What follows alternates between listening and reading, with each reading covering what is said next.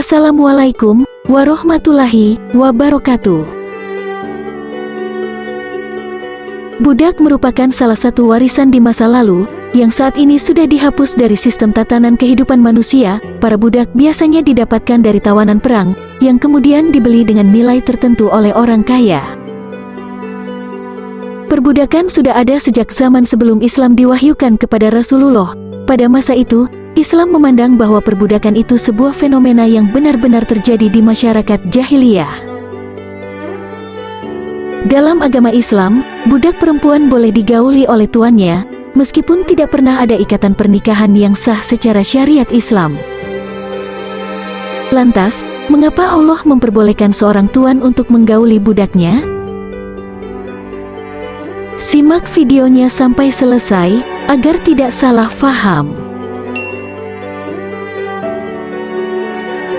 Dan orang yang memelihara kemaluannya, kecuali terhadap istri-istri mereka atau hamba sahaya yang mereka miliki, maka sesungguhnya mereka tidak tercela.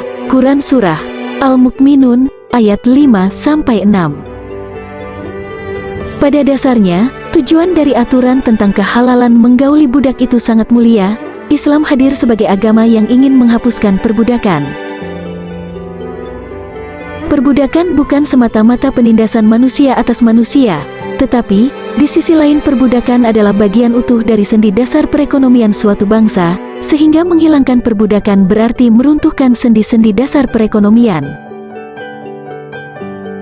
Perbudakan juga sudah diakui oleh hukum yang positif, dan dibenarkan oleh undang-undang semua peradaban manusia.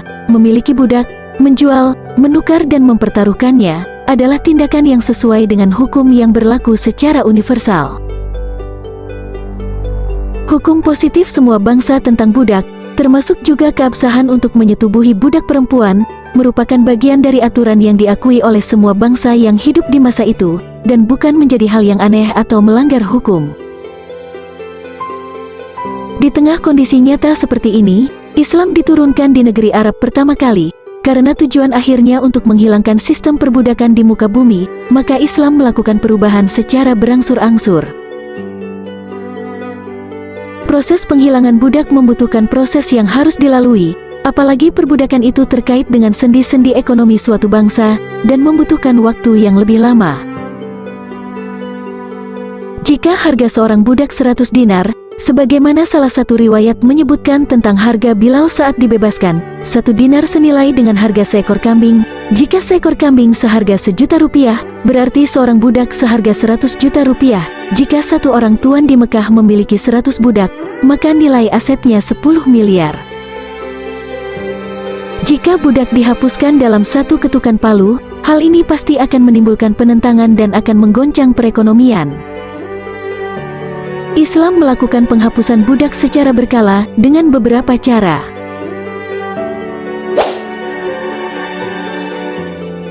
Pertama, lewat hukuman, kafarah atau denda. Seorang yang melakukan suatu dosa tertentu, ada pilihan denda yaitu membebaskan budak. Kedua, lewat mukatab, yaitu seorang budak harus diberi hak untuk membebaskan dirinya dengan angsuran, di mana uangnya didapat dari 8 asnaf zakat.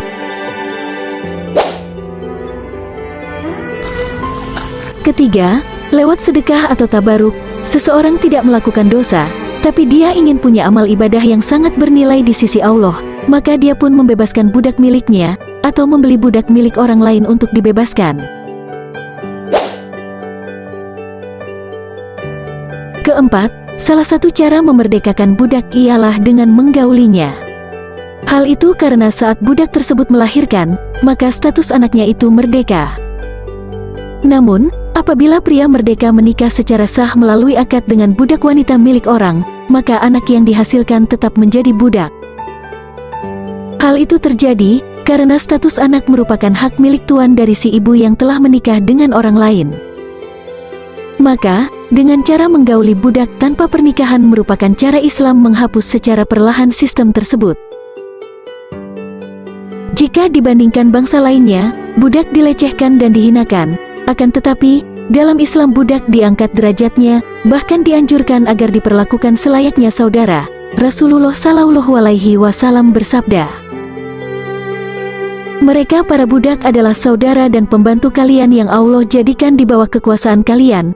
Maka barang siapa yang memiliki saudara yang ada di bawah kekuasaannya, hendaklah dia memberikan kepada saudaranya makanan seperti yang ia makan, pakaian seperti yang ia pakai, dan janganlah kamu membebani mereka dengan pekerjaan yang memberatkan mereka. Jika kamu membebani mereka dengan pekerjaan yang berat, hendaklah kamu membantu mereka. Hadis riwayat Bukhari. Wallahu a'lam bishawab.